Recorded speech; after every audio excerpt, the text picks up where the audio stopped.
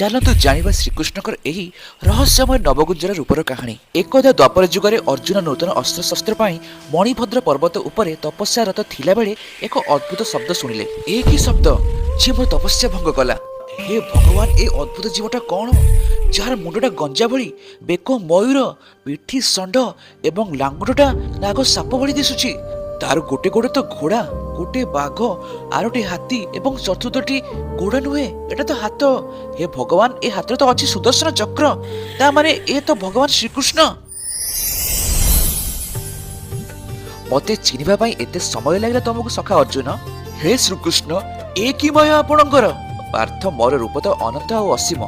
ଏହି ଅବତାରର ଅଭିପ୍ରାୟ ତୁମ ମନରୁ ସର୍ବଶକ୍ତିମାନ ଏବଂ ସର୍ବଜ୍ଞାନୀ ହେବାର ଅହଙ୍କାର ଦୂର କରିବା ଏବଂ ନୂତନ ଜ୍ଞାନର ଗୁଞ୍ଜରଣ କରିବା। ହେ ଶ୍ରୀକୃଷ୍ଣ, ଏହା ସତ୍ୟ ଯେ ମୁଁ ସର୍ବଶକ୍ତିମାନ ଏବଂ ସର୍ବଜ୍ଞାନୀ ହେବାର ଗର୍ବ ଅଛି ମୋ ମନରେ। ପାର୍ଥ, ଏହା ସତ୍ୟ ହେଉଛି